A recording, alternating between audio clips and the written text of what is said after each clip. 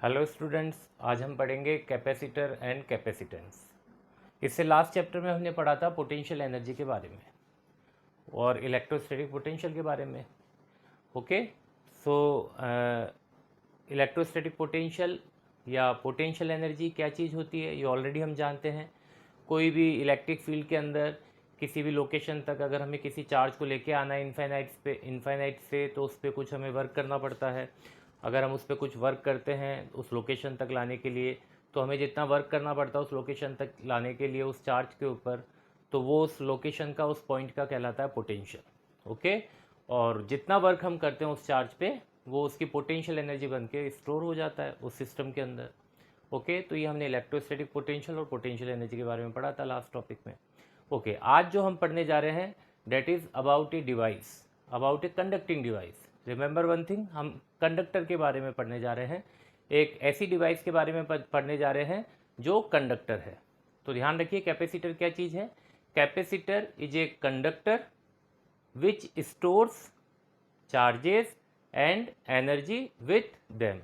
Okay, capacitor एक conductor है, एक कंडक्टिंग डिवाइस है जो अपने अंदर इलेक्ट्रिकल चार्जेज स्टोर करता है, और साथ ही साथ इलेक्ट्रिकल चार्जेस के कौन स्टोर होता है, एनर्जी स्टोर होती है in the form of potential. Okay, तो remember this, capacitor is about conductor. whenever we will say capacitor, it means we are talking about a conducting material, एक conductor. Okay, तो इसकी definition होगी capacitor की। Capacitor it is a conducting device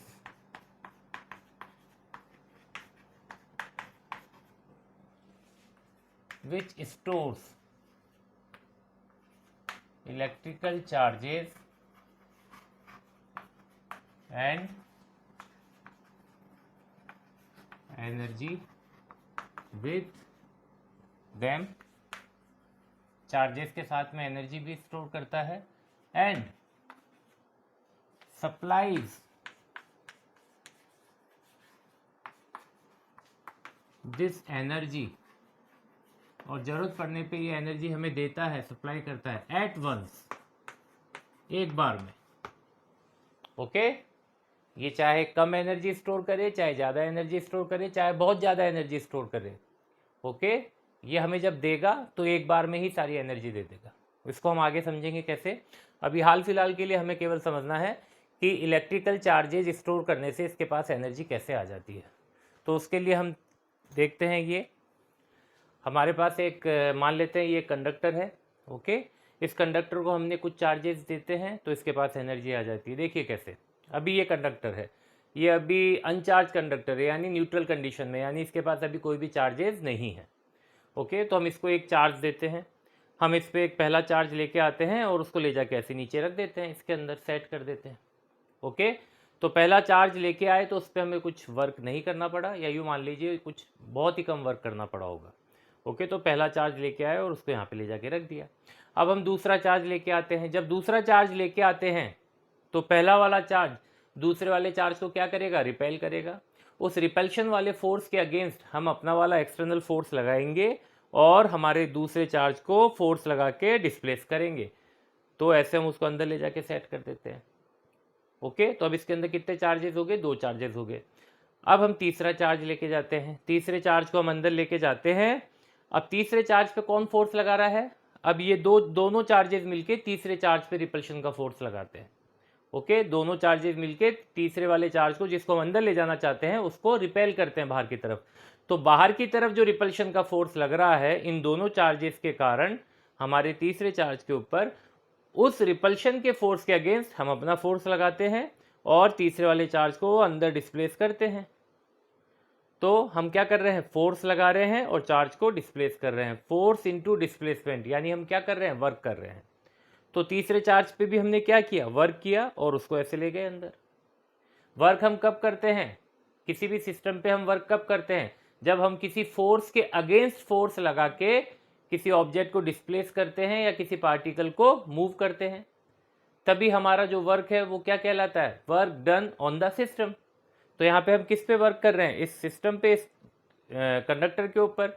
और तरीका क्या हमारा वर्क करने का कि हम इलेक्ट्रोस्टैटिक फोर्स के, रिपल्शन वाले फोर्स के अगेंस्ट अपना वाला फोर्स लगा के चार्ज को अंदर क्या कर रहे हैं, डिस्प्लेस कर रहे हैं, अंदर सेट कर रहे हैं चार्जेस को। तो ऐसा करके हम 3 चार्जेस लिए आए।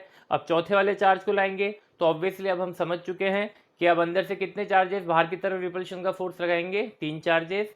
इन तीनों चार्जेस के रिपल्शन के फोर्स के अगेंस्ट अब हमें हमारा एक्सटर्नल फोर्स लगाना है और चौथे चार्ज को अंदर डिस्प्लेस करना है, यानी वापस से चौथे चार्ज पे हमें क्या करना है, वर्क करना है। और हम एक चीज़ और नोट करते जा रहे हैं, जैसे जैसे अंदर नंबर ऑफ चार्जेस बढ़ते जा रहे हैं, बाहर से जो हम फोर्स लगा रहे हैं उसकी रिक्वायरमेंट भी बढ़ती जा रही है। तो ऐसा क्यों, क्योंकि जैसे ही नंबर ऑफ चार्जेस, अंदर नंबर ऑफ चार्जेस बढ़ते जा रहे हैं, वैसे ही बाहर की तरफ जो रिपल्शन का फोर्स लग रहा है, इलेक्ट्रोस्टैटिक वाला जो फोर्स लग रहा है बाहर की तरफ, उसका मैग्नीट्यूड भी बढ़ता जा रहा है, वो फोर्स ही बढ़ता जा रहा है। पहले 1 चार्ज लगा रहा था, फिर 2 चार्जेस लगाने लगे, फिर 3 चार्जेस लगाने लगे, फिर 4 चार्जेस लगाने लगे। मान लेते पहला वाला चार्ज था जो दूसरे चार्ज पे लगाता था 1 न्यूटन, फिर 2 चार्जेस आ गए, दोनों चार्जेस ने मिलकर तीसरे वाले चार्ज पे लगाया 2 न्यूटन, 3 चार्जेस अंदर आ गए, फिर 3 चार्जेस ने मिलकर चौथे वाले चार्जेस पे लगाया 3 न्यूटन, ऐसे करके 4 चार्जेस आ गए अंदर। तो अब वो बाहर की तरफ कितना फोर्स लगाएंगे, 4 न्यूटन। यानी अब अगर हम 5th नंबर के चार्ज को अंदर लेके जाएंगे तो अब हमें कितना फोर्स लगाना पड़ेगा, एक्सटर्नल फोर्स कितना लगाना पड़ेगा, किसके बराबर लगाना पड़ेगा, 4 न्यूटन के बराबर। जब तक हम 4 न्यूटन फोर्स लगाएंगे तभी 5th नंबर के चार्ज को अंदर ले जाके सेट कर पाएंगे, क्योंकि अंदर से रिपल्शन का फोर्स कितने न्यूटन का लग रहा है, 4 न्यूटन का लग रहा है। तो अंदर से जो फोर्स लग रहा है उसके अपोजिट हम अपना एक्सटर्नल फोर्स लगाएंगे और 5th नंबर के चार्ज को अंदर डिस्प्लेस करेंगे। तो हम क्या कर रहे हैं, फोर्स इंटू डिस्प्लेसमेंट वर्क कर रहे हैं। तो हमारी जो वर्क की रिक्वायरमेंट है, जैसे जैसे अंदर नंबर ऑफ चार्जेस बढ़ते जा रहे हैं, वैसे वैसे हमारी वर्क की रिक्वायरमेंट यानी हमारी एनर्जी की रिक्वायरमेंट क्या होती जा रही है, बढ़ती जा रही है। ऐसे करते करते हम इसके अंदर चार्जेस भरते चलेंगे और मान लेते हैं इसके अंदर हमने 100 चार्जेस भर दिए। 100 चार्जेस भर दिए तो ऑब्वियसली अब हमें पता है कि अगर हम नेक्स्ट 101 चार्ज इसके अंदर भरना चाहेंगे तो अब हमें कितना रिपल्शन का फोर्स लगाना पड़ेगा, हमें कितना एक्सटर्नल फोर्स लगाना पड़ेगा। तो अंदर से रिपल्शन का फोर्स अब कितने चार्जेस लगाएंगे, 100 चार्जेस लगाएंगे। उन 100 चार्जेस के रिपल्शन के फोर्स के अगेंस्ट अब हमें हमारा वाला फोर्स लगाना पड़ेगा, यानी अब हम कितना फोर्स लगाएंगे, 100 न्यूटन के बराबर फोर्स लगाएंगे। 100 न्यूटन के बराबर हम फोर्स लगाएंगे हमारे वाले 101 नंबर के चार्ज पे, तब जाके उसको अंदर हम क्या कर सकते हैं, सेट कर सकते हैं। तो जैसे जैसे नंबर ऑफ चार्जेस इसके पास बढ़ते जा रहे हैं, इस कंडक्टर के अंदर जैसे जैसे नंबर ऑफ चार्जेस बढ़ते जा रहे हैं, एक चीज़ और बढ़ती जा रही है साथ ही साथ, और वो है इनकी एनर्जी। वो कैसे, क्योंकि जो हम वर्क कर रहे हैं चार्ज के ऊपर उसको स्टोर करने में, वो एनर्जी गई कहाँ, वर्क डन यानी एनर्जी। तो हमने वर्क किया चार्ज को इसके अंदर स्टोर करने में, यानी हमने क्या खर्च करी, एनर्जी खर्च करी। तो वो एनर्जी गई कहाँ, क्योंकि एनर्जी तो कभी हमने सुना है energy can neither be destroyed nor be created, ये सारी बातें हमें पता है। तो एनर्जी जो हमने खर्च कर दी वो एनर्जी गई कहाँ, तो वो एनर्जी इस चार्ज के साथ इसके सिस्टम के अंदर स्टोर हो जाती है। तो जब हम 100 चार्जेज इसमें भर चुके हैं तो 100 चार्जेस को भरने में जितना हमें वर्क करना पड़ा है, जितनी एनर्जी हमारी खर्च हुई है, वो एनर्जी कहाँ गई, उन चार्जेस के साथ ही इस कंडक्टर में स्टोर हो गई है। तो एक कंडक्टर के पास, यानी एक capacitor, conductor is a capacitor, एक कैपेसिटर के पास चार्जेस और एनर्जी कैसे आती है, चार्जेस जैसे जैसे स्टोर होते जाते हैं उसके अंदर एनर्जी भी आ जाती है। और ध्यान रखिए ये एनर्जी जो इसके पास आई है, चार्जेस के पास, ये किस फॉर्म में आई है, किस फॉर्मेट में आई है, ये आई है पोटेंशियल की फॉर्म में। ओके, जैसे जैसे नंबर ऑफ चार्जेस बढ़े, इसकी सराउंडिंग में, कंडक्टर की सराउंडिंग में इसका पोटेंशियल बढ़ा। पोटेंशियल मतलब क्या होता है, तो वापस से याद रखिए, हम पोटेंशियल किसको कहते थे, पोटेंशियल मतलब होता है चार्जेस के बीच का रिपल्शन वाला फोर्स, टेंशन। उस टेंशन के फोर्स के अगेंस्ट ही तो हम एक्सटर्नल फोर्स लगाते थे और वर्क करते थे। तो हम क्या कहते थे, इस पॉइंट का पोटेंशियल इतना है। किसी भी इलेक्ट्रिक फील्ड के अंदर किसी भी पॉइंट का पोटेंशियल हम कैसे फाइंड आउट करते थे, उस पॉइंट तक इनफाइनाइट से एक चार्ज को लेके आते थे, और उस इनफाइनाइट से जिस चार्ज को लेके आते थे वो एक्सटर्नल फोर्स लगा के लाते थे। एक्सटर्नल फोर्स किसके अगेंस्ट लगाते थे, अंदर से बाहर की तरफ लगने वाले इलेक्ट्रोस्टैटिक फोर्स के अगेंस्ट लगाते थे, तभी तो हम वर्क करते थे। तो हम किसी भी पॉइंट का पोटेंशियल कैसे बताते थे, अंदर जो इलेक्ट्रोस्टैटिक फोर्स लग रहा है, यानी अंदर जो रिपल्शन का फोर्स लग रहा है सोर्स चार्ज और टेस्ट चार्ज के बीच में, ओके, सोर्स चार्ज और टेस्ट चार्ज के बीच में जो फोर्स लग रहा है उसी से हम पोटेंशियल की कैलकुलेशन करते थे। जितना ज़्यादा वो फोर्स होगा पोटेंशियल उतना ही ज़्यादा होगा। तो ऑब्वियसली यहाँ पे जितना ज़्यादा टेंशन बढ़ेगा चार्जेस के बीच में उतना ज़्यादा इसका पोटेंशियल बढ़ेगा, और पोटेंशियल क्या है, एनर्जी। तो वापस से आपने इसमें 100 चार्जेस भर दिए, अब 100 की जगह सपोज हमने 1000 चार्जेस भर दिए इसके अंदर, तो ऑब्वियसली 1000 चार्जेस भरेंगे तो चार्जेस पास पास आ गए, उनके बीच में टेंशन वाला फोर्स, रिपल्शन वाला फोर्स और ज़्यादा इंक्रीज हो गया, क्योंकि डिस्टेंस कम होती है तो फोर्स बढ़ जाता है, इलेक्ट्रोस्टैटिक फोर्स बढ़ जाता है। तो पहले 100 चार्जेस थे, अब कितने भर दिए हमने इसके अंदर, 1000 चार्जेस भर दिए। तो 1000 चार्जेस भरने से अंदर का टेंशन बढ़ा यानी पोटेंशियल बढ़ा यानी इसके पास एनर्जी और ज़्यादा आ गई। और ये तो सही बात है, 100 चार्जेस भरने के लिए हमने 100 चार्जेस के बराबर वर्क किया, 1000 चार्जेस भरेंगे तो ऑब्वियसली 1000 चार्जेस को भरने के लिए वर्क करेंगे, तो वापस से एनर्जी कितने चार्जेस को भरने के लिए लगेगी, 1000 चार्जेस को, तो एनर्जी जाएगी कहाँ, वो चार्जेस के साथ ही इसमें स्टोर हो जाएगी। ओके, तो रिमेंबर दिस, जब भी हम किसी कंडक्टर को चार्ज देते हैं यानी किसी कंडक्टर के अंदर चार्जेस भरते हैं, उसी दौरान हम चार्जेस भरने के दौरान ही ऑटोमेटिकली हम क्या कर देते हैं, चार्जेस के साथ साथ उस कंडक्टर को एनर्जी भी दे देते हैं। और किस फॉर्म में वो एनर्जी को अपने अंदर स्टोर कर लेता है, पोटेंशियल की फॉर्म में। Okay, so this conductor is a capacitor. Okay, ये कंडक्टर कैपेसिटर का रोल प्ले करता है। क्यों, क्योंकि ये किसको स्टोर कर सकता है, चार्जेस को स्टोर कर सकता है। ओके, अब सवाल ये उठता है कि कैपेसिटर के लिए क्या हम नॉन कंडक्टर को यूज में नहीं ले सकते, तो आंसर है नो, बिल्कुल नहीं ले सकते। क्यों नहीं ले सकते, तो सुनिए, जो ये रिपल्शन वाला फिनोमिना हमें देखने को मिल रहा है ना, ये केवल कंडक्टर के अंदर देखने को मिलता है, नॉन कंडक्टर में देखने को नहीं मिलेगा। तो नॉन कंडक्टर में आप चार्जेस तो भर सकते हो, लेकिन चार्ज के साथ साथ में आप एनर्जी नहीं भर पाओगे उसके अंदर। ओके, एनर्जी भरने के लिए आपको क्या चाहिए, कंडक्टिंग मटेरियल चाहिए, यानी कैपेसिटर हमेशा कौन बनेगा, एक कंडक्टर ही बनेगा। ओके, तो अगर हम इसकी डेफिनेशन देखें तो हमने यही कहा है कि it is a conducting device which stores electric charges and energy यानी potential with them and supplies this energy at once। इस लाइन को हम थोड़ा सा आगे पढ़ेंगे। तो अभी के लिए हाल फिलहाल जान लीजिए, कोई भी कैपेसिटर क्या होता है, एक कंडक्टिंग मटेरियल जिसके अंदर इलेक्ट्रिक चार्जेस होते हैं और साथ ही साथ कौन होती है, एनर्जी होती है, पोटेंशियल होता है इसका। ओके, तो इस तरह से हम इस डिवाइस को कहते हैं कैपेसिटर। और ये जो चार्ज स्टोर करता है, इसकी इस एबिलिटी को हम कहते हैं कैपेसिटेंस। सो कैपेसिटेंस क्या है, देख लीजिए,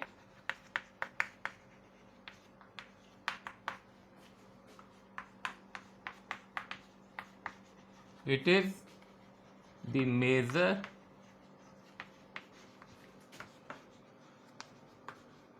of the ability of a capacitor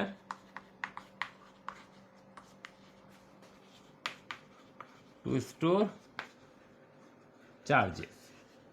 okay, किसी भी कैपेसिटर की कैपेसिटेंस क्या होती है, एबिलिटी होती है चार्ज को स्टोर करने की। ओके, तो देखिए हमने क्या कहा, when electric charges are given to a conductor, then its potential also increases। Okay, तो मैथमेटिकली हम कह सकते हैं कि जैसे जैसे हम चार्जेस देते जाएंगे, जैसे जैसे चार्जेस बढ़ाएंगे, साथ में कौन बढ़ जाएगा, कंडक्टर के अंदर potential. Okay, number of charges बढ़ेंगे तो पोटेंशियल बढ़ेगा। एक कंडक्टर है, इसमें 100 चार्जेस है, 100 चार्जेस के बीच में कुछ टेंशन है। जैसे सपोज करो एक कमरे के अंदर 50 स्टूडेंट्स बैठे हैं, तो 50 स्टूडेंट्स बैठे हैं, उसकी कैपेसिटी मान लेते हैं 50 स्टूडेंट्स की है। अब सपोज करो उस 50 स्टूडेंट्स की कैपेसिटी वाले रूम के अंदर हमने 80 स्टूडेंट्स भर दिए। पहले 50 स्टूडेंट्स उसमें बैठ सकते थे, लेकिन हमने कितने जने बिठा दिए उस रूम के अंदर, 80 स्टूडेंट्स को बिठा दिया। तो होगा क्या, ऑब्वियसली वो पास पास बैठेंगे। अगर 80 स्टूडेंट्स को 50 स्टूडेंट्स वाली कैपेसिटी वाले रूम के अंदर अगर एडजस्ट होना है, तो तरीका एक ही है कि सबको कैसे बैठना पड़ेगा, पास पास बैठेंगे। और जब वो पास पास बैठेंगे तो ऑब्वियसली एक तरह से हम कह सकते हैं कि धक्का मुक्की होने के चांसेस ज़्यादा हैं। तो ये जो धक्का मुक्की होगी आपस में, this is known as tension. तो जब इलेक्ट्रिक चार्जेस को हम बढ़ा देते हैं तो उनके बीच के अंदर का टेंशन बढ़ जाता है, और इस टेंशन को ही हम क्या कहते हैं, रिपल्शन बढ़ जाता है। तो टेंशन यानी रिपल्शन, इसी को हम क्या कहते हैं, पोटेंशियल। ओके, सो Q जैसे ही इंक्रीज होगा पोटेंशियल भी इंक्रीज हो जाएगा। तो प्रोपोर्शनलिटी का साइन हटा देते हैं तो हमें एक कांस्टेंट मिलता है विच इज C.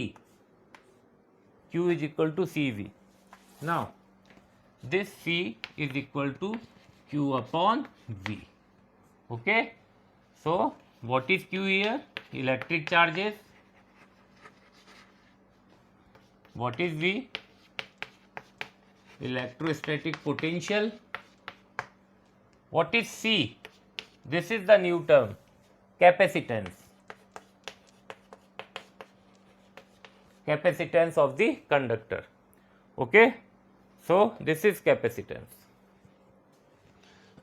इस मैथमेटिकल रिलेशन को हमने एक डेफिनेशन तो बना दी कैपेसिटेंस की, और वो डेफिनेशन क्या है?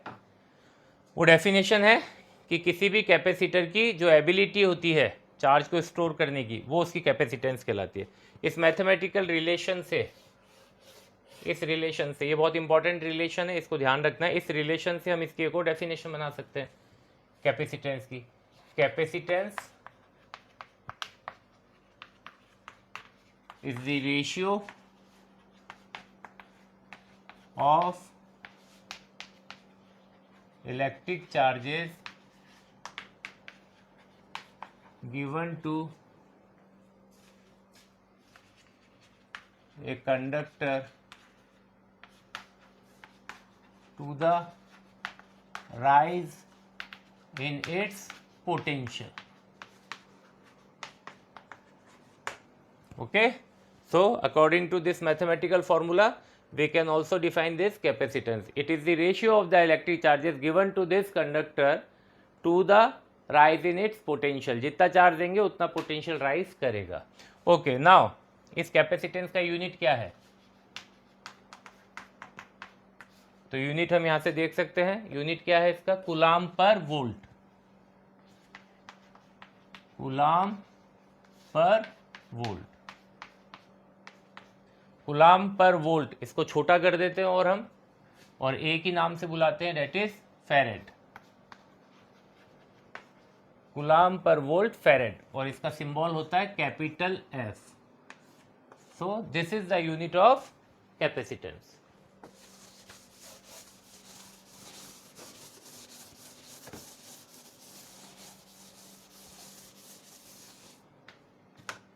ओके, सो यूनिट क्या है कैपेसिटेंस की? फेरेड. डायमेंशन, डायमेंशंस कैपेसिटेंस की डायमेंशन होती है m पावर -1, l -2, t की पावर 4, a की पावर 2. यानी मास के अंदर -1 डायमेंशन, लेंथ के अंदर -2, और टाइम के अंदर 4, और करंट एम्पियर उसके अंदर 2. So this is the dimension of capacitance. Okay, now farad, 1 farad. जब हम यूनिट का पूरा वर्ड यूज में लेते हैं, यूनिट को पूरी फॉर्म पूरे वर्ड में लिखते हैं, तब ध्यान रखना है हमें स्मॉल वर्ड यूज में लेने सारे. ओके, और जब हम सिंबल यूज में लेते हैं तो कैपिटल F यूज में लेते हैं. तो 1 फेरेड मतलब क्या है? 1 कूलाम अपॉन 1 वोल्ट. तो 1 फेरेड को हम डिफाइन कर सकते हैं, और इसको डिफाइन करना जरूरी है क्योंकि तभी इसका एक स्टैंडर्ड बनेगा.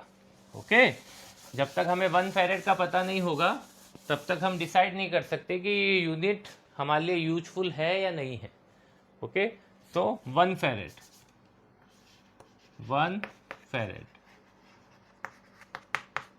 If a conductor or capacitor is given 1 coulomb charge and its potential increases by 1 volt, then the capacitance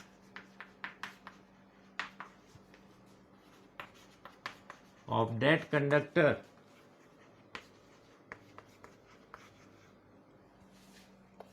is said to be 1 farad. So this is the definition of 1 farad. 1 farad किसको कहते हैं? 1 farad उस capacitor या उस conductor की capacitance है जिसको 1 coulomb charge देने से उसके अंदर कितना पोटेंशियल इंक्रीज हो जाए? 1 वोल्ट का पोटेंशियल इंक्रीज हो जाए. तो ऐसे कंडक्टर की, ऐसे कैपेसिटर की कैपेसिटेंस कितनी होगी? 1 farad. ओके, नाउ कैपेसिटेंस की एक और डेफिनेशन.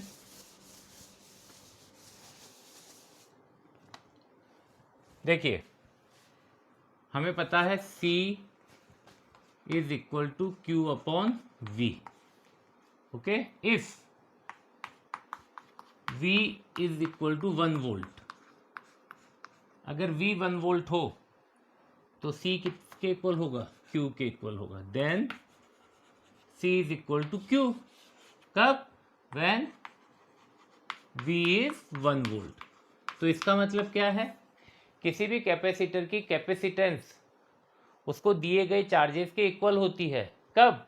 अगर उन चार्जेस से उसका कितना पोटेंशियल इंक्रीज करता हो, उसमें कितना पोटेंशियल रेज करता हो? 1 वोल्ट का. फॉर एग्जाम्पल, जैसे हमने एक कंडक्टर को दिए 10 चार्जेस, और 10 चार्जेस देने से उसमें उसका वोल्टेज कितना बढ़ा? 1 वोल्ट. तो हमसे पूछा गया बताइए कितनी कैपेसिटेंस है इसकी कंडक्टर की. तो जितना चार्ज आपने दिया है उस कंडक्टर की कैपेसिटेंस कितनी होगी? वही होगी. आपने 10 चार्जेस दिया तो उसकी कैपेसिटेंस कितनी है? 10 फैरेड. ओके, आपने 100 चार्जेस दिए और उससे वोल्टेज बढ़ा 1 वोल्ट, तो उसका कैपेसिटेंस कितना? वो 100. आपने 150 चार्जेस दिए और 150 चार्जेस देने से कंडक्टर को उसमें पोटेंशियल इंक्रीज हुआ बाई 1 वोल्ट, तो उसकी कैपेसिटेंस कितनी है? 150. तो नंबर ऑफ चार्जेस जितने होंगे उतनी ही उसकी कैपेसिटेंस कहलाती है. यानी किसी कंडक्टर की या किसी कैपेसिटर की कैपेसिटेंस को डिफाइन करना बहुत ईजी है. कब? अगर उसको दिए गए चार्जेस से उसके अंदर कितना वोल्टेज इंक्रीज होता हो? 1 वोल्ट. तो जितने चार्जेस दिए गए हैं, the amount of charges is the capacitance of that conductor. जितने चार्जेस दिए गए वही उसकी क्या कहलाती है? कैपेसिटेंस कहलाती है. Okay, so remember this. लेकिन ये केवल कब अप्लाई होगा? इसके लिए कंडीशन क्या है? When V is 1 volt. So capacitance, remember this, capacitance of a conductor या of a capacitor is equal to the amount of electric charge given when there is rise in potential by 1 volt. Okay, so capacitance is equal to the amount of electric charges. कब? जब potential कितना increase होता है? 1 volt. हमने 10 charges दिए तो capacitance भी 10 हो गई. 100 चार्जेस दिए तो कैपेसिटेंस भी 100 हो गई. 150 चार्जेस दिए तो कैपेसिटेंस भी 150 होगी. क्यों? क्योंकि हर बार पोटेंशियल कितना बढ़ रहा है? हर बार जितनी भी चार्ज दे रहे हैं पोटेंशियल कितना बढ़ रहा है? 1 वोल्ट. ओके, सो कैपेसिटेंस ही क्या होता है? इलेक्ट्रिक चार्जेस होते हैं. ओके, कब? जब वोल्टेज कितना इंक्रीज होता है? 1 वोल्ट. ओके, नाउ कैपेसिटेंस जो फिजिकल क्वांटिटी है, कैपेसिटर डिवाइस का नाम है. ओके, कैपेसिटर डिवाइस का नाम है और कैपेसिटेंस उस डिवाइस का कैरेक्टरिस्टिक है. यानी कैपेसिटेंस एक फिजिकल क्वांटिटी है जिसको हम क्या कर सकते हैं? मेजर कर सकते हैं. सो रिमेंबर दिस, कैपेसिटर एक डिवाइस का नाम है और कैपेसिटेंस उस डिवाइस का कैरेक्टरिस्टिक, उसकी फिजिकल क्वांटिटी है. Okay, capacitance is a scalar quantity. Remember this, capacitance is a scalar quantity. Scalar quantity है यानी इसके पास कोई डायरेक्शन नहीं होती है. तो ये मान लिया, खैर आसान हो गया क्योंकि स्केलर क्वांटिटीज के साथ मैथमेटिकल ऑपरेशन करना, मैथमेटिकली डील करना काफ़ी आसान रहता है. Okay, so capacitance is a scalar quantity क्योंकि ये तो चार्ज को स्टोर कर रहा है. और स्टोरेज के लिए हमें डायरेक्शन की कोई ज़रूरत नहीं होती है. Okay, so capacitance is a scalar quantity. Now हमने एक यूनिट पढ़ी है अभी, फेरेड. तो ये जो 1 फेरेड यूनिट है ये काफ़ी लार्ज यूनिट है, तो प्रैक्टिकल इसका यूज नहीं हो पाएगा, तो हम इसकी छोटी यूनिट्स को यूज में लेंगे, कैपेसिटेंस की छोटी यूनिट्स को यूज में लेंगे. इसके पीछे क्या कारण है वो अभी हम आगे देखते हैं. ओके, तो सबसे पहले हम इसकी अदर यूनिट्स लिख लेते हैं. 1 milli farad, this equals to 10 raise to power -3 farad. 1 microfarad 10 raise to power -6 farad. 1 nano farad 10 raise to power -9 farad. 1 pico farad is equal to 10 raise to power -12 farad. तो ज़्यादा जो काम आएगी हमारे वो ये है, माइक्रोफेरेड या पिकोफेरेड. इलेक्ट्रॉनिक्स और इलेक्ट्रिकल अप्लाइंसेस, इलेक्ट्रॉनिक्स आइटम्स, उनमें हम ये यूज में लेते हैं, क्योंकि जो 1 फेरेड है ये काफ़ी बड़ा यूनिट है. ओके, और ये काफ़ी बड़ा यूनिट क्यों है और कितना बड़ा यूनिट है, तो ये हम देखेंगे आगे इसकी एप्लीकेशन पे. कैपेसिटेंस की जो एप्लीकेशन आएगी उसमें अभी समझेंगे. हाल फिलहाल के लिए हमें बस ये जान लेना है कि फेरेड का मिली फेरेड के साथ में क्या रिलेशन है, फेरेड का माइक्रो फेरेड के साथ में क्या रिलेशन है, फेरेड का नैनो फेरेड के साथ क्या रिलेशन, और फेरेड का पिको फेरेड के साथ क्या relation. Okay, now next, graph between QV shows, या इसको ग्राफ नहीं कहते, इसको स्लोप कहते हैं. Slope between QV graph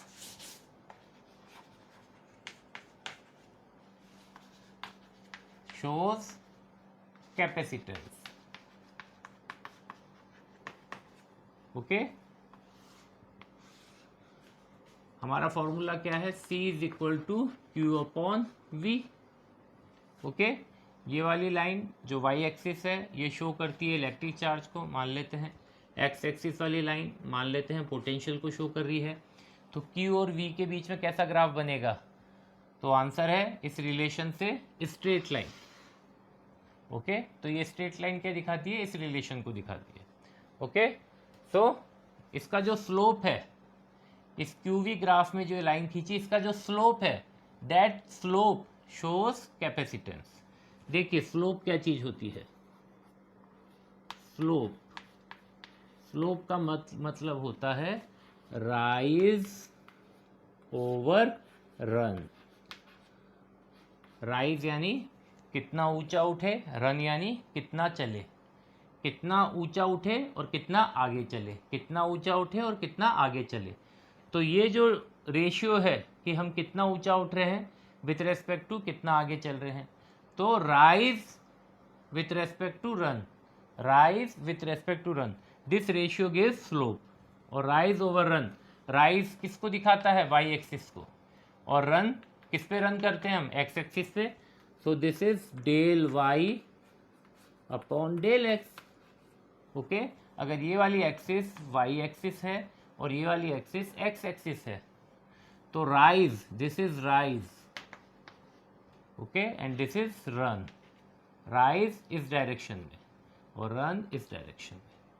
okay, so rise over run, del Y upon del X. और del Y upon del X, इसको हम क्या लिखते हैं, what is del Y, del Y this is Q upon V. ये potential वाली line, ये charge की. तो डेल वाई क्या चीज है, इस वाली लाइन में चेंज, वर्टिकल लाइन में चेंज. वर्टिकल लाइन किसको रिप्रेजेंट कर रही है, Q को. तो डेल वाई मतलब Q, और डेल एक्स मतलब ये वाली लाइन यानी V, Q अपॉन V.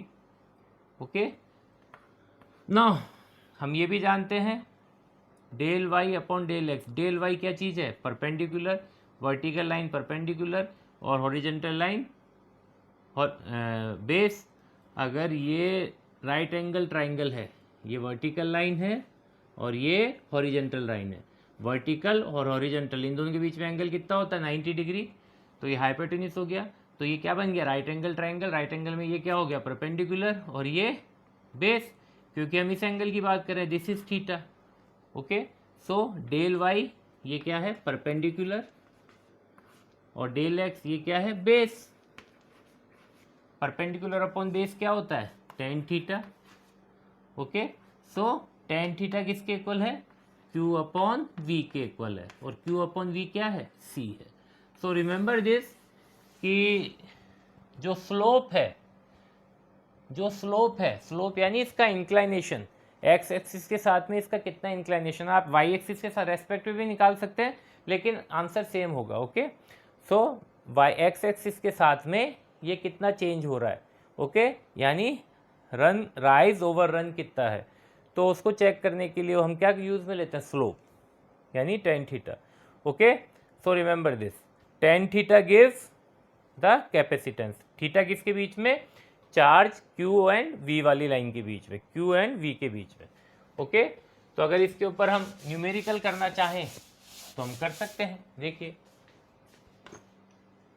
जैसे हमारे पास दो ग्राफ हैं, एक ये वाला,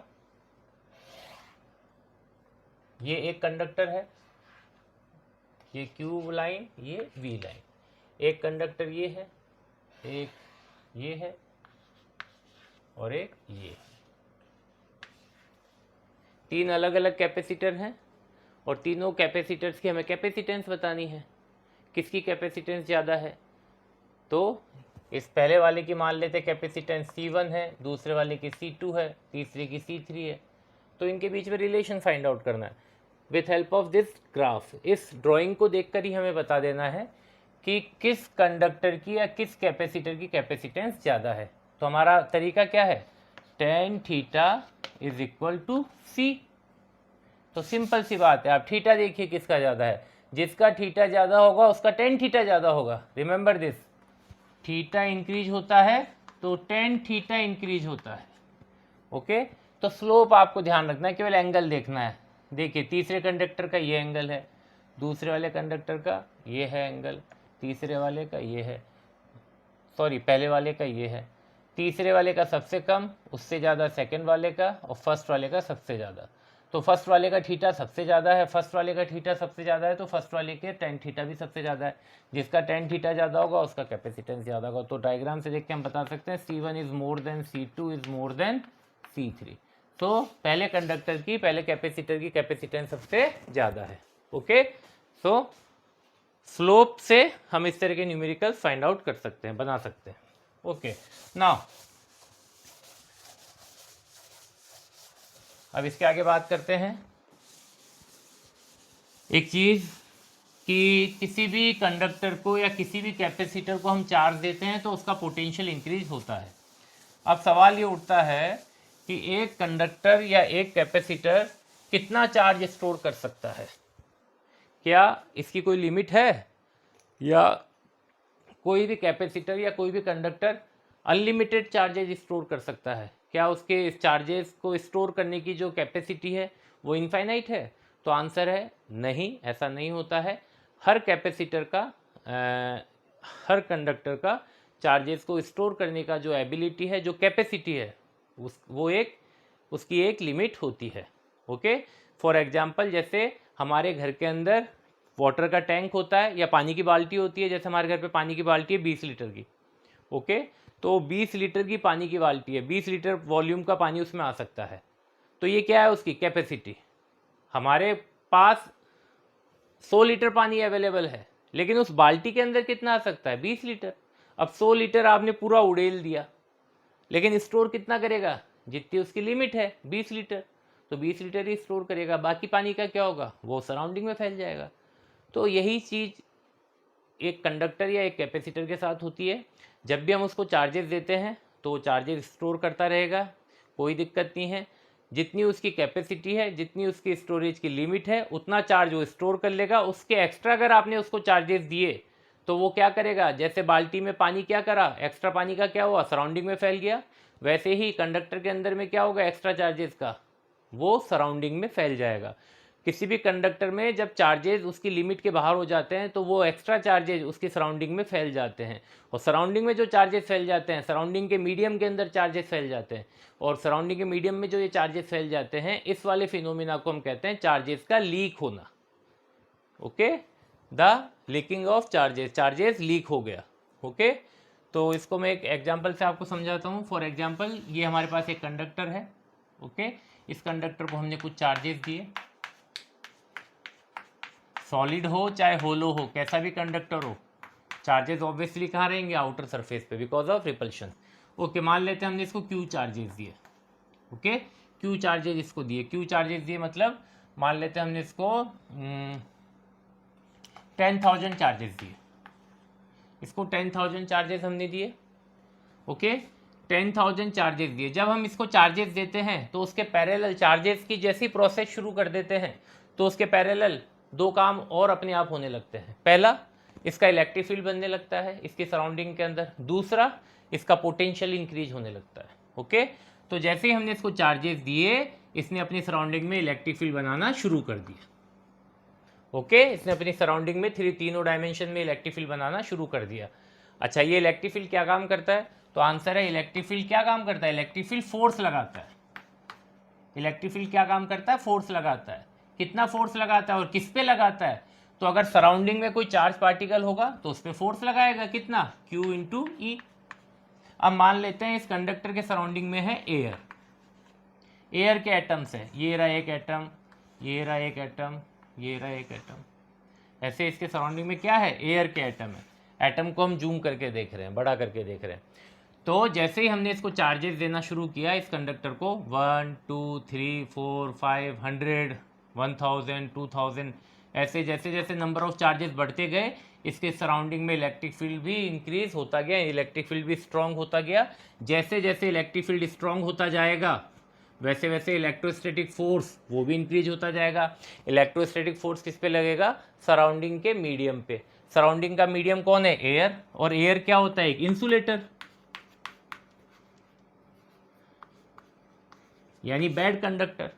ओके, तो ये एटम्स है एयर के, और एयर के एटम्स अभी कैसे हैं? न्यूट्रल। न्यूट्रल यानी जितने इसमें नंबर ऑफ पॉजिटिव चार्जेस हैं उतने इसमें नंबर ऑफ नेगेटिव चार्जेस हैं।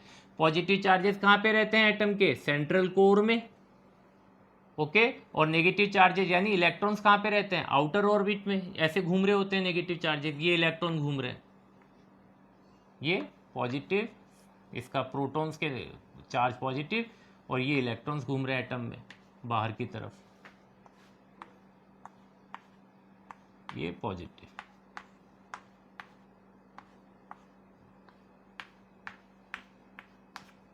ओके, तो जैसे जैसे नंबर ऑफ चार्जेस हमारे कंडक्टर पे नंबर ऑफ चार्जेस बढ़ते जाते हैं वैसे वैसे हमारे इस कंडक्टर के सराउंडिंग में जो इलेक्ट्रिक फील्ड है उसकी वैल्यू बढ़ती जाती है, उसकी स्ट्रेंथ बढ़ती जाती है, और उसके कारण सराउंडिंग में जो मीडियम है यानी एयर है उसके एटम के ऊपर इलेक्ट्रोस्टैटिक फोर्स भी बढ़ता जाता है। हमने अभी क्या कहा? ये इलेक्ट्रिक फील्ड क्या काम करता है? इलेक्ट्रोस्टैटिक फोर्स लगाता है। कहाँ पे? सराउंडिंग में जो भी मीडियम होगा उसके ऊपर लगाएगा। अभी कौन सा मीडियम प्रेजेंट है? एयर प्रेजेंट है, तो एयर के एटम्स पे फोर्स लगाता है। एयर के एटम्स से कितना फोर्स लगाता है? F = Q इंटू ई। क्यू क्या है? जो फोर्स एक्सपीरियंस कर रहा है। और किस पे लगा रहा है फोर्स? ये फोर्स लगा रहा है नेगेटिव पे। ये सारे कंडक्टर पे, ये पूरे कंडक्टर के ऊपर सारे के सारे चार्जेस कौन से? पॉजिटिव चार्जेस हैं। ये सारे के सारे पॉजिटिव चार्जेस क्या चाहते हैं? ये सारे के सारे पॉजिटिव चार्जेस इस नेगेटिव चार्ज को अपनी तरफ खींचना चाहते हैं। यानी जो इलेक्ट्रॉन यहाँ घूम रहा है बाहर ऑर्बिट में, उस इलेक्ट्रॉन पे ये सारे के सारे चार्जेस, ये 10,000 चार्जेस मिलके अपनी तरफ फोर्स लगाते हैं इस तरफ। ये सब मिलके इस इलेक्ट्रॉन को अपनी तरफ खींचते हैं। लेकिन ये इलेक्ट्रॉन अपने एटम को छोड़ के इधर नहीं जाता है, और उसके पीछे कारण है ये वाला फोर्स। ये पॉजिटिव प्रोटॉन का जो चार्जेस हैं, जितने भी प्रोटॉन्स हैं उनके पास पॉजिटिव चार्जेस है, तो ये पॉजिटिव चार्जेस और ये नेगेटिव चार्ज, इनके बीच में भी इलेक्ट्रोस्टैटिक फोर्स लग रहा है। ओके, तो ये वाला भी इलेक्ट्रोस्टैटिक फोर्स है अट्रैक्शन का, ये पॉजिटिव चार्जेस मिलके खींच रहे हैं इलेक्ट्रॉन को, और वहीं इस एटम के अंदर का जो पॉजिटिव चार्ज है वो अपने इलेक्ट्रॉन को अपनी तरफ बांध के रखे हुए है। ओके, तो अभी ये इलेक्ट्रॉन अपने एटम को छोड़ के इस कंडक्टर के पास नहीं जा रहा है। तो इसके पीछे रीजन क्या है? तो सिंपल सी बात है कि इस एटम के अंदर वाला जो फोर्स है इलेक्ट्रोस्टैटिक फोर्स, वो अभी कंडक्टर के इलेक्ट्रोस्टैटिक फोर्स से ज़्यादा स्ट्रांग है, इसी कारण से इलेक्ट्रॉन अपने एटम को नहीं छोड़ रहा है। अदरवाइज अगर ये वाला फोर्स ज़्यादा स्ट्रांग होता तो ये इलेक्ट्रॉन अपने एटम को छोड़ के यहाँ चला जाता कंडक्टर के पास। यानी ओके, तो अभी हमें समझ में आ रहा है कि अगर ये इलेक्ट्रॉन एटम को नहीं छोड़ रहा है तो इट मीन्स ये वाला जो फोर्स है इलेक्ट्रोस्टैटिक फोर्स, इसी के अंदर, इसी के एटम के अंदर के जो पॉजिटिव चार्जेस जो इस इलेक्ट्रॉन पे लगा रहे हैं, वो वाला इलेक्ट्रोस्टैटिक फोर्स, वो वाला अट्रैक्शन का इलेक्ट्रोस्टैटिक फोर्स ज़्यादा स्ट्रांग है कंडक्टर के अट्रैक्शन वाले इलेक्ट्रोस्टैटिक फोर्स से। ओके, इसलिए इलेक्ट्रॉन अभी अपने एटम को छोड़ के नहीं जा रहा है। ओके, तो कब तक नहीं जाएगा, तो इसका भी एक आंसर है, ध्यान रखिए। एक एयर जो होती है उसके जो एटम्स होते हैं वो क्या है, इंसुलेटर है। एयर के जो एटम्स हैं, एयर जो मटेरियल है, तो ये क्या है, ये कैसा कैरेक्टरिस्टिक रखती है, ये इंसुलेटर का कैरेक्टरिस्टिक रखती है, यानी नॉन कंडक्टिंग मटेरियल है। तो ये नॉन कंडक्टिंग कब तक रहेगी, तो इसकी भी एक लिमिट है, 3 × 10⁶ वोल्ट पर मीटर। ये क्या है, इलेक्ट्रिक फील्ड। जब तक इसके एटम्स के ऊपर इतना इलेक्ट्रिक फील्ड नहीं लगेगा तब तक ये एटम्स आयोनाइज नहीं होंगे। तो कहने का मतलब ये है कि ये एयर इंसुलेटर वाला कैरेक्टरिस्टिक शो करती रहेगी, कब तक, इतने इलेक्ट्रिक फील्ड तक। इसके ऊपर अगर इलेक्ट्रिक फील्ड चला गया, एटम, एयर के एटम्स अभी कितना इलेक्ट्रिक फील्ड एक्सपीरियंस कर रहे हैं, इसके नीचे वाला, अगर एयर के एटम्स इससे ज़्यादा वाला इलेक्ट्रिक फील्ड एक्सपीरियंस करते हैं तो वो अपनी इंसुलेटर वाला कैरेक्टरिस्टिक छोड़ देंगे और वो क्या बन जाएंगे, आयोनाइज बन जाए, आयंस बन जाएंगे। अभी तो क्या है, वो एटम्स है, न्यूट्रल है, लेकिन वो क्या बन जाएंगे, फिर आयंस बन जाएंगे। कब, जब ये कितना इलेक्ट्रिक फील्ड एक्सपीरियंस करेंगे, 3 × 10⁶। ओके, तो इसका मतलब एयर की, ये क्या चीज़ है, ये एयर की इंसुलेटर बने रहने की, यानी एयर की डाइलेक्ट्रिक बनी रहने की स्ट्रेंथ है। इससे ज़्यादा अगर स्ट्रेंथ होगी इलेक्ट्रिक फील्ड की तो एयर अपना इंसुलेटर वाला कैरेक्टरिस्टिक खो देगी। सो this is dielectric strength of air.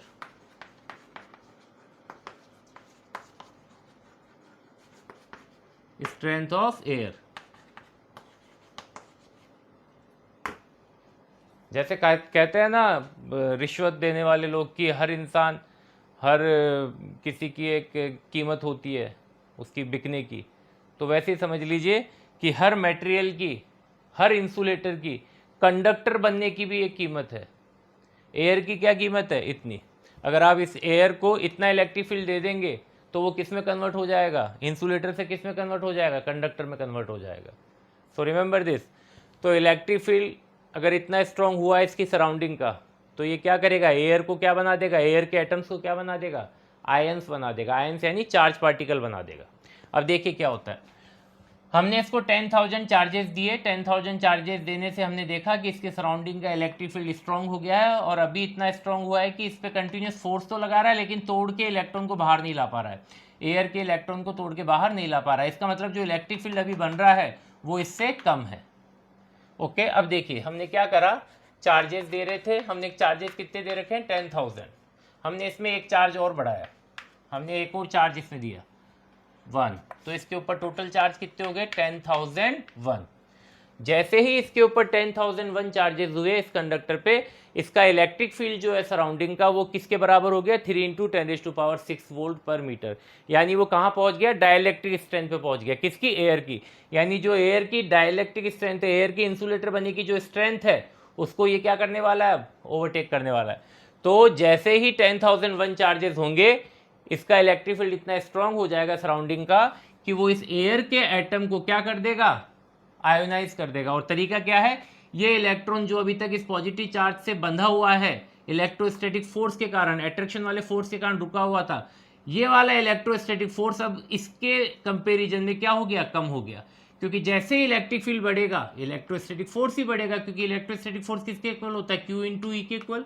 Q क्या है, चार्ज ऑफ इलेक्ट्रॉन, इस इलेक्ट्रॉन का चार्ज। तो इस इलेक्ट्रॉन के ऊपर इस इलेक्ट्रिक फील्ड के कारण जो इलेक्ट्रोस्टैटिक फोर्स लग रहा है, ये वाला इलेक्ट्रोस्टैटिक फोर्स लग रहा है, ये वाला इलेक्ट्रोस्टैटिक फोर्स इसके एटम के अंदर के इलेक्ट्रोस्टैटिक फोर्स से ज़्यादा हो गया। जैसे ही ज़्यादा हुआ ये वाला इलेक्ट्रोस्टैटिक फोर्स, तो रिजल्ट भी क्या होगा, ये इलेक्ट्रॉन जो यहाँ था ये छूट के यहाँ आ गया, तो एक नेगेटिव चार्ज इसमें से निकल के यहाँ आ गया। जब इसमें एक नेगेटिव चार्ज निकल के यहाँ आ जाएगा तो ऑटोमेटिकली किस चीज़ की इसमें डेफिशिएंसी हो गई और किस चीज़ का इंक्रीमेंट हो गया, एक नेगेटिव इसमें कम हो गया तो ऑटोमेटिकली इसमें क्या चीज़ की इंक्रीमेंट होगी, पॉजिटिव की इंक्रीमेंट होगी। तो ये एटम अब एटम नहीं रहा, ये क्या बन गया, एक positive ion, positive charge particle. Okay, और ये नेगेटिव चार्ज का क्या हुआ, इलेक्ट्रॉन का क्या हुआ, ये एटम को छोड़ के इस कंडक्टर के पास आ गया, ये आ गया। तो इसका जो नेट चार्ज है वापस से कितना हो गया, 10,000। ओके, फिर से हमने क्या किया, फिर से हमने इसको एक चार्ज दिया, एक चार्ज दिया तो वापस से इसका नेट चार्ज कितना हो गया, 10,001। जैसे इसका चार्ज 10,001 हुआ, इसका इलेक्ट्रिक फील्ड वापस से स्ट्रांग हुआ, कितना हुआ, इतना स्ट्रांग हो गया। इतना स्ट्रांग होते ही क्या होगा, इलेक्ट्रोस्टैटिक फोर्स स्ट्रांग हो गया। इलेक्ट्रोस्टैटिक फोर्स ने अब इस वाले एटम में से इलेक्ट्रॉन को अपनी तरफ खींच लिया, इसमें से इलेक्ट्रॉन चला गया तो ये भी जो एटम था ये भी क्या बन गया, वापस से पॉजिटिव आयन, और यहाँ से एक इलेक्ट्रॉन यहाँ आ गया। ओके, तो इलेक्ट्रॉन यहाँ आ गया तो ये इलेक्ट्रॉन इसके पास आ गया, तो इसका नेट चार्ज कितना हो गया, वापस से 10,000। ऐसे ही फिर से हमने एक चार्ज दिया, एक चार्ज दिया तो वापस से वही चीज़ देखते हैं हम, इलेक्ट्रिक फील्ड स्ट्रांग होगा, इलेक्ट्रोस्टैटिक फोर्स इंक्रीज होगा, तो ये वाला जो इलेक्ट्रॉन है इस एटम का, एयर के एटम का, ये इलेक्ट्रॉन निकल के यहाँ आ गया, ये इलेक्ट्रॉन निकल के यहाँ पे आया तो ये क्या बन गया, पॉजिटिव आयन, और ये इलेक्ट्रॉन यहाँ पे आया तो हाँ एक दिया हमने तो कितना हो गया इसका, 10,001। ओके, 10,001। फिर ये इलेक्ट्रॉन निकला, इलेक्ट्रॉन आ गया इसके पास, तो वापस से इसका नेट चार्ज कितना हो गया, 10,000।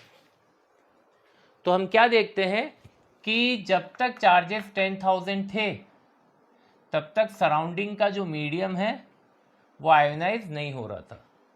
ओके, जैसे ही हमने इसके ऊपर चार्जेस भरना शुरू किए, हमने क्या देखा कि इसके कंडक्टर के ऊपर जैसे ही 10,000 से ज़्यादा चार्जेस आए तो कंडक्टर ने अपने सराउंडिंग के अंदर इलेक्ट्रिक फील्ड इतना स्ट्रॉन्ग कर दिया कि सराउंडिंग के मीडियम को ही क्या करने लग गया, आयोनाइज करने लग गया।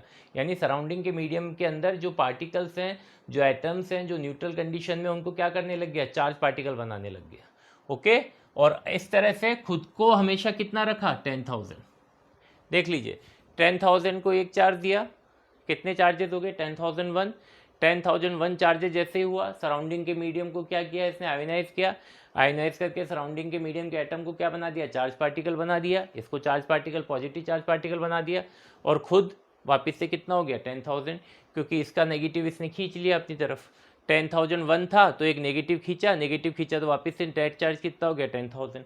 फिर हमने एक और चार्ज दिया तो वापस से इसके ऊपर नंबर ऑफ चार्जेस कितने हो गए, 10,001। जैसे ही 10,001 हुए तो फिर से इसने वही प्रोसेस रिपीट करी, सराउंडिंग के मीडियम को क्या कर दिया, आयोनाइज कर दिया। तो ये देखो, इसको आयोनाइज कर दिया, इधर से चार्ज इलेक्ट्रॉन खींचा, नेगेटिव चार्ज खींचा और ये पॉजिटिव आयन बन गया। तो इलेक्ट्रॉन जो खींचा, नेगेटिव चार्ज आ गया इसके पास, तो वापस से इसका नेट चार्ज कितना हो गया, 10,000। यानी 10,000 के ऊपर जितने भी चार्जेस है वो कहाँ जा रहे हैं, वो सारे के सारे चार्जेस सराउंडिंग के अंदर लीक हो रहे हैं, और लीक होके क्या कर रहे हैं, सराउंडिंग के मीडियम को ही क्या कर रहे हैं, आयोनाइज कर रहे हैं। तो इट मीन्स हमें क्या समझ में आता है, तो हमें समझ में ये आता है कि इस कंडक्टर की चार्ज को स्टोर करने की एक कैपेसिटी, और वो कितनी है, 10,000।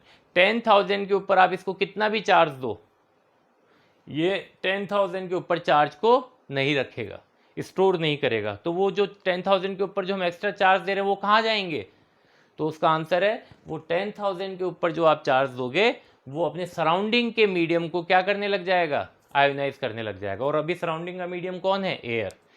ओके, तो एयर की डाइलेक्ट्रिक स्ट्रेंथ, तो देखिए हम इस कंडक्टर को कितना चार्ज दे सकते हैं, ये कौन किस पे डिपेंड करेगा, तो ये डिपेंड करेगा सराउंडिंग का जो मीडियम है उसकी डाइलेक्ट्रिक स्ट्रेंथ पे। अभी कौन है डाइलेक्ट्रिक स्ट्रेंथ, एयर, और एयर की डाइलेक्ट्रिक स्ट्रेंथ कितनी होती है, 3 × 10⁶ वोल्ट पर मीटर। यानी एयर को अगर इससे ज़्यादा इलेक्ट्रिक फील्ड में रखा जाए तो इससे ज़्यादा या इसके जितना इलेक्ट्रिक फील्ड अगर एयर को मिले तो एयर अपना इंसुलेटर वाला जो प्रॉपर्टी है उसको भूल जाएगी और किस में कन्वर्ट हो जाएगी, कंडक्टर में कन्वर्ट हो जाएगी। एयर के जो पार्टिकल्स है वो भी क्या बन जाएंगे, चार्ज पार्टिकल्स बन जाएंगे।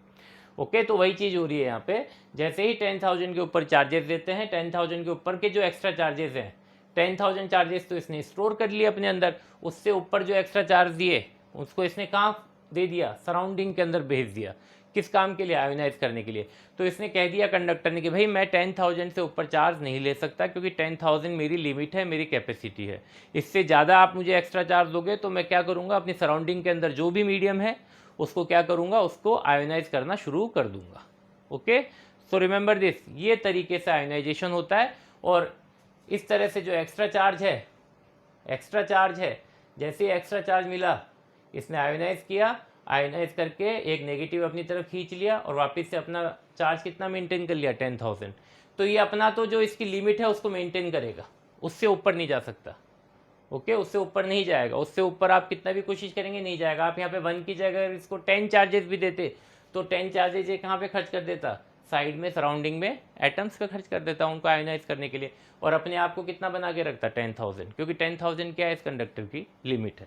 Okay, so remember this, every conductor, every capacitor has its own limit of storing charges. Charge को स्टोर करने की हर कैपेसिटर की, हर कंडक्टर की अपनी एक लिमिट होती है। उसके ऊपर के अगर हमने फिर भी चार्ज देने की कोशिश करी तो वो चार्जेस उसके सराउंडिंग के जो मीडियम है उसको आयोनाइज करने में खर्च हो जाएगी। ओके, सो यहाँ तक की बात कंप्लीट हुई। नाउ अब बात करते हैं कैपेसिटेंस से जुड़ी हुई।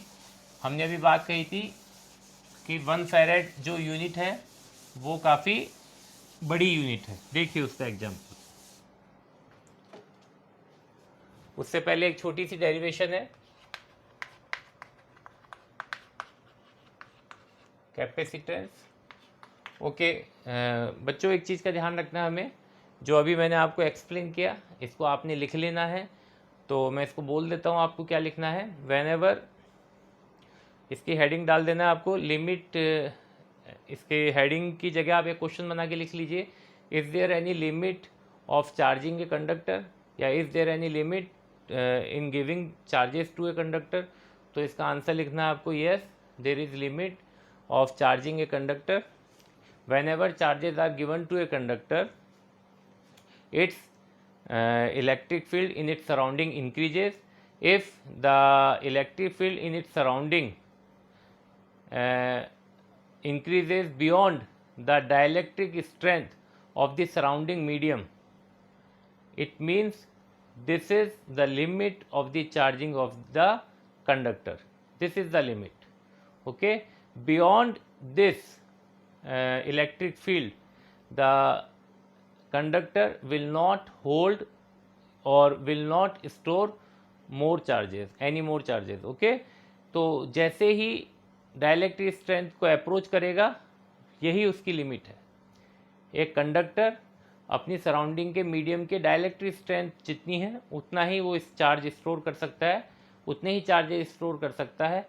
अगर उसके चार्जेस स्टोर करने से उसका इलेक्ट्रिक फील्ड सराउंडिंग के डायलेक्ट्रिक स्ट्रेंथ को क्रॉस कर गया तो समझ लीजिए उससे ज़्यादा वो चार्ज और स्टोर नहीं कर पाएगा। सो this is the limit, dielectric strength, remember this word. Okay, तो अब बात करते हैं capacitance of A spherical conductor.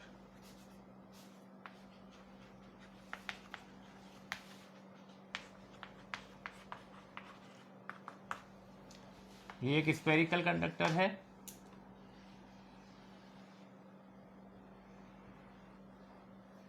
इसको हमने कुछ चार्जेस दिए,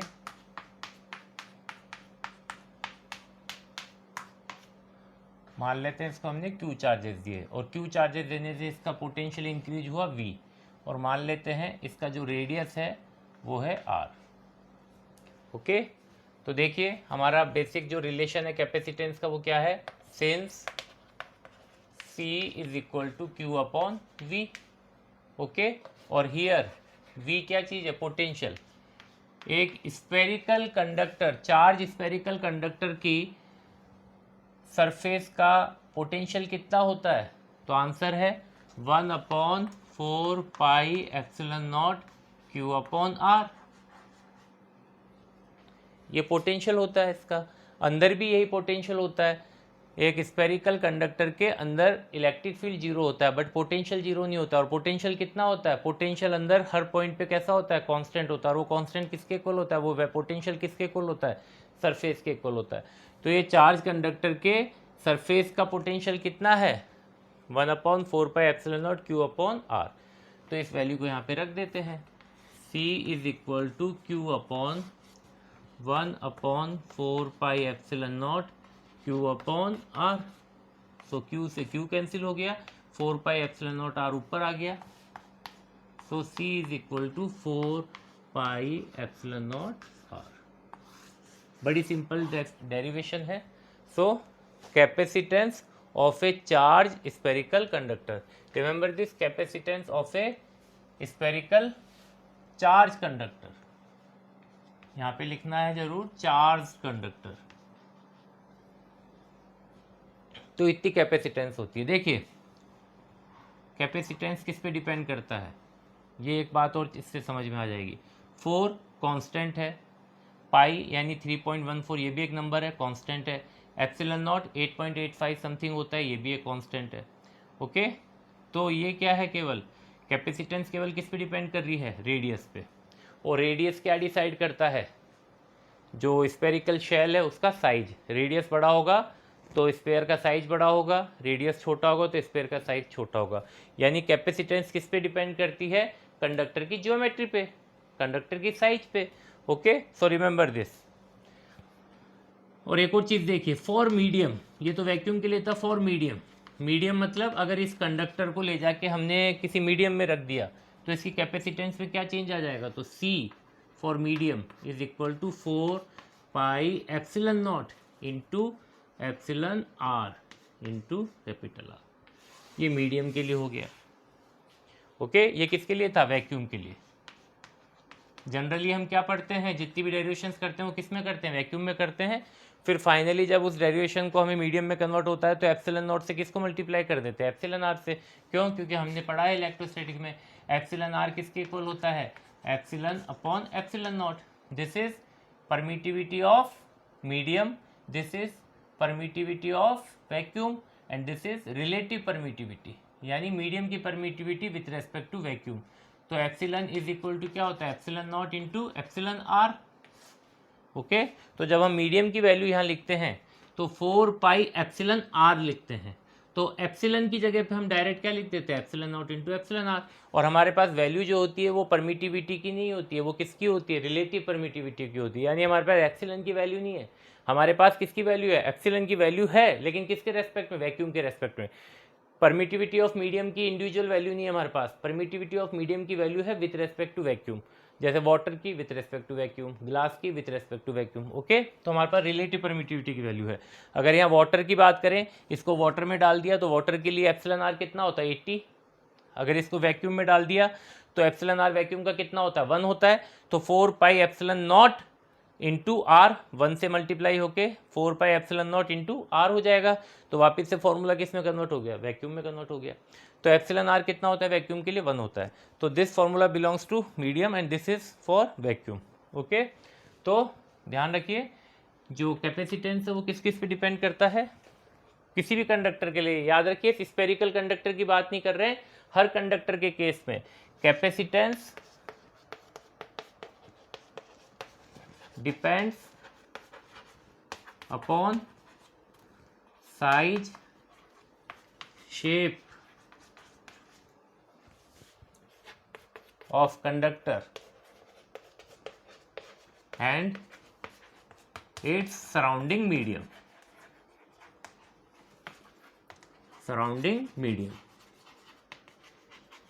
okay, so remember this. Now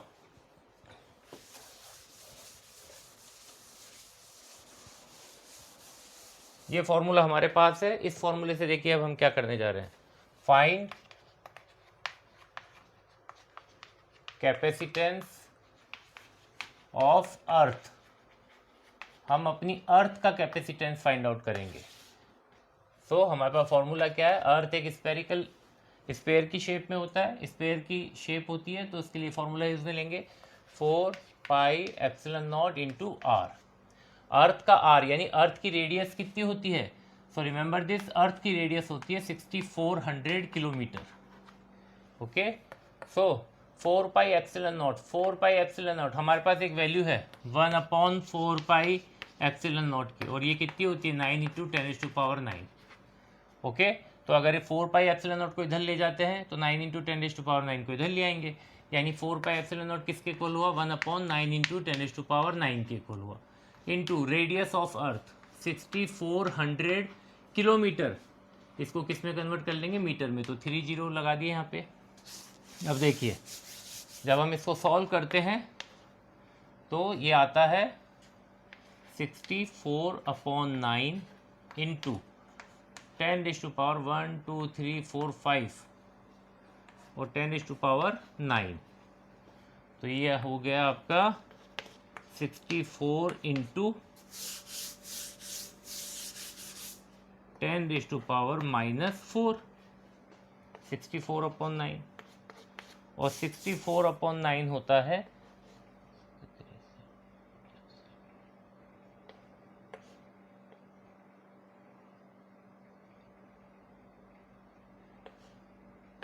10⁻⁻4, okay, 7.11 into 10⁻⁻4। अगर यहाँ से 7.11 में से इस पॉइंट को हटा लें तो नीचे क्या आ जाएगा, 10⁻², यहाँ से पॉइंट हट गया, 10⁻² आया, ये 10⁻² ऊपर जाएगा तो ये क्या बन गया, 10⁻⁻6, सो 711 इंटू 10⁻⁻6 क्या, फैरेड, फेरेड, ओके, क्योंकि हमने सब कुछ किस में लिखा है, एसआई में लिखा है, तो एसआई यूनिट क्या है कैपेसिटेंस की, फेरेड, और अभी हमने लिखा था 10⁻⁻6 फेरेड को हम क्या कह सकते हैं, माइक्रोफेरेड, सो 711 माइक्रोफेरेड। तो अर्थ का कैपेसिटेंस कितना है, फेरेड, फेरेड में 10⁻⁻6, अगर फेरेड को डिवाइड करें किससे, 10⁻6 से, यानी फेरेड से भी बहुत छोटा, 10⁻6 बहुत छोटा, यानी माइक्रोफेरेड, 7 इंटू 711 माइक्रोफेरेड, 711 माइक्रोफेरेड, ये किसका कैपेसिटेंस है, अर्थ का। माइक्रोफेरेड जो यूनिट है वो फेरेड से बहुत छोटी यूनिट है, कितनी, 10⁻⁻6, ओके, सो रिमेंबर दिस। फेरेड को अगर हम ऐसे लिखें तो देखिए फेरेड डिवाइड बाय 10⁻6, यानी अगर 1 फेरेड को इतने फ्रैक्शन करें, इतने जीरो से डिवाइड करें, 10⁻6, 1 2 3 4 5 6, तो 1 फेरेड को अगर हम इतने सारे जीरो से डिवाइड करें, 1 लाख से डिवाइड करें, तो जो वैल्यू आती है वो होती है अर्थ की कैपेसिटेंस। तो इसका मतलब अर्थ इतना बड़ा होके भी अर्थ की कैपेसिटेंस 1 फेरेड नहीं है, 1 फेरेड से कितना टाइम्स कम है, इतने टाइम्स कम है, 1 2 3 4 5 6 10 लाख टाइम्स, 1 फेरेड से 10 लाख टाइम्स, ओके। तो मान लेते हैं ये अगर 1 फेरेड की जगह या 1 फेरेड ही मानिए, 1 फेरेड को आप 10 लाख टाइम्स बांटिए, फिर उसका जो एक पार्ट निकल के आएगा, वो एक पार्ट जो वैल्यू निकल के आएगी वो है अर्थ की कैपेसिटेंस, ओके। तो इसका मतलब अर्थ इतना बड़ा प्लेनेट है, इतना साइज में इतना बड़ा है, उसका कैपेसिटेंस कितना है, उसकी कैपेसिटेंस की वैल्यू कितनी है, बहुत कम। तो जो 1 फेरेड यूनिट है ये यानी बहुत लार्ज यूनिट है, ओके, रिमेंबर दिस, 1 फेरेड बहुत लार्ज यूनिट है। कैसे पता चल रहा है कि अर्थ का ये जो यूनिट, अर्थ की जो कैपेसिटेंस है उसकी वैल्यू कितनी आ रही है, 1 फेरेड के 10 लाख टाइम्स कम आ रही है, 10 लाख टाइम्स कम, इतना जो वैल्यू आ रही है 10 लाख टाइम्स कम वैल्यू आ रही है अर्थ की कैपेसिटेंस की। तो यानी 1 फेरेड इतना बड़ा यूनिट है।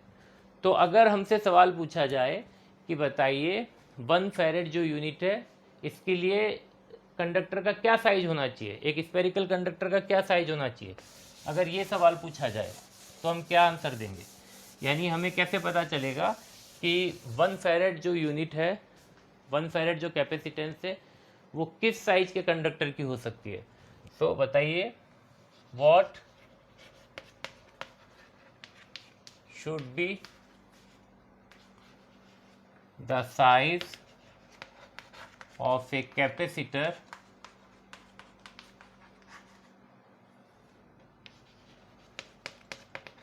Having capacitance 1 farad. तो हमारे पास फॉर्मूला क्या है, C is equal to 4 pi epsilon naught into are.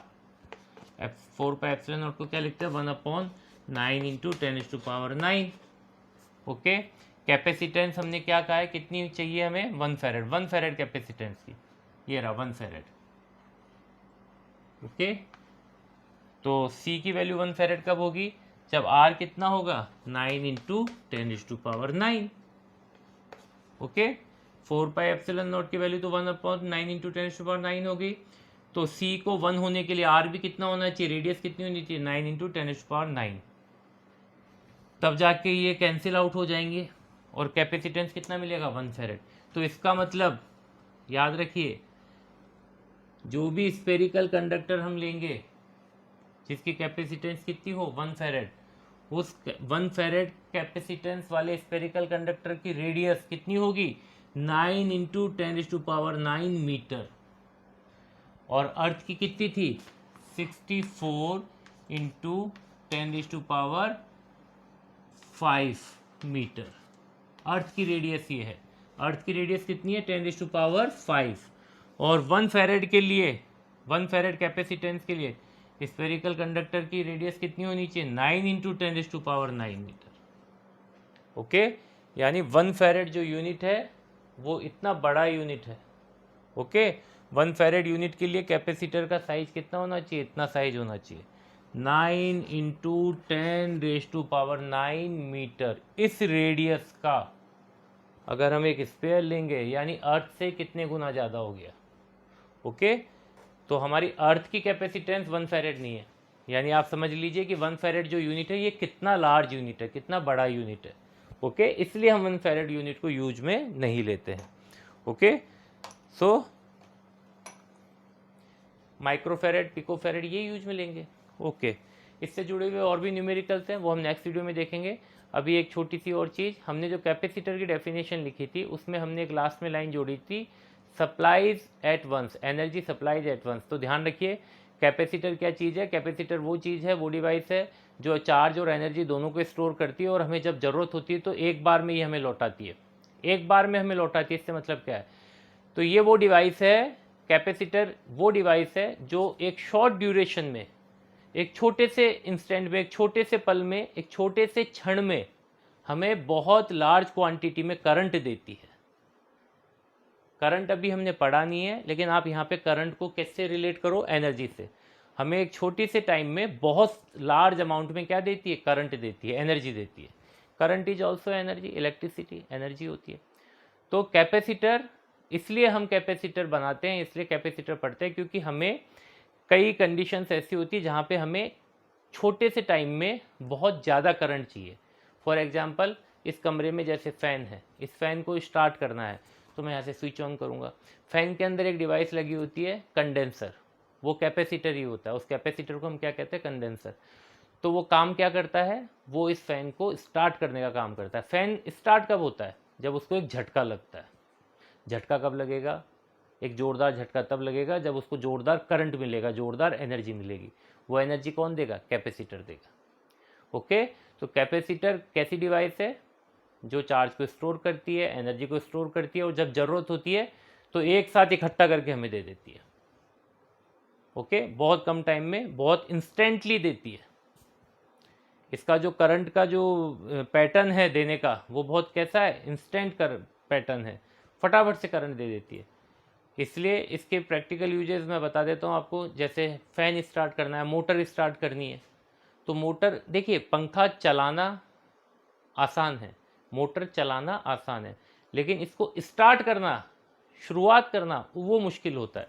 जैसे सपोज कोई टेबल है, टेबल को धक्का दे के उसको एक बार शुरू में धक्का दिया, फिर वो सरकने लग गई। सरकाते रहना आसान है, लेकिन सरकाने के लिए जो शुरू में जो धक्का लगाते हैं वो थोड़ा मुश्किल होता है। तो हर चीज़ की शुरुआत थोड़ी सी मुश्किल होती है। तो पंखा हुआ, मोटर हुआ, ऐसी कई इलेक्ट्रॉनिक डिवाइसेस हैं, इलेक्ट्रिकल आइटम्स हैं जिनको स्टार्ट करने में बहुत ज़्यादा करंट की, बहुत ज़्यादा एनर्जी की रिक्वायरमेंट होती है, तो वहाँ पे हम किसको यूज में लेते हैं? कैपेसिटर को लेते हैं। क्यों लेते हैं? क्योंकि कैपेसिटर क्या करता है, एक छोटे से टाइम में हमें बहुत सारी एनर्जी, बहुत सारा करंट एक बार में दे देता है। तो पंखे को जो झटका खाता है, पंखा शुरू में स्टार्ट होती है खट करके यूँ बोलता है, वो इसलिए बोलता है क्योंकि उसके अंदर एक साथ करंट आता है, फिर वो रनिंग में आ जाता है, फिर नॉर्मल करंट में चलता रहता है। लेकिन शुरुआत में स्टार्ट लेने के लिए, किक लेने के लिए, जिसको हम कहते हैं किक लेना, तो शुरू में जैसे फुटबॉल होती है, फुटबॉल पे जब हम किक मारते हैं तो किक मारना मुश्किल है, उसको स्टार्ट करना मुश्किल है। बाकी जब वो एक बार मोशन में आ जाती है तो फिर चलती रहती है फुटबॉल। वैसे ही पंखा है, पंखे को किक करना, पंखे को स्टार्ट करना, वो थोड़ा सा टेढ़ा काम है। वो टेढ़ा काम हम किससे कराते हैं? कैपेसिटर से कराते हैं। कैपेसिटर का आपके कैमरे के अंदर भी यूज होता है। कैमरे में बैटरी लगी होती है, सेल लगे होते हैं और उसके बाद एक कैपेसिटर लगा रहता है। तो बैटरी से, सेल से वो चार्जेस को अपने अंदर इकट्ठा कर लेता है, चार्जेस के साथ साथ में एनर्जी को इकट्ठा कर लेता है। फिर उस एनर्जी को जैसे हम क्लिक का बटन दबाते हैं तो उस एनर्जी को एक इंस्टेंट पे फेंकता है बाहर। किस फॉर्म में? लाइट की फॉर्म में। तो इसलिए फ्लैश, जब भी हम फ्लैश क्लिक करते हैं तो फ्लैश काम करता है, तो हमारे को पिक्चर साफ दिखती है। ओके, तो इस तरह से इसके यूजेस हैं। और कई जगह यूजेस हैं हॉस्पिटल्स के अंदर। जब किसी को हार्ट अटैक आता है, कार्डियक अरेस्ट आता है, तो उसके चेस्ट पे हम दो, आपने देखे होंगे, डिवाइस रखते हैं चेस्ट पे और झटका देते हैं उसको। कोशिश करते हैं, हमें एक उम्मीद होती है कि शायद इसका हार्ट वापस से पंप करने लग जाए।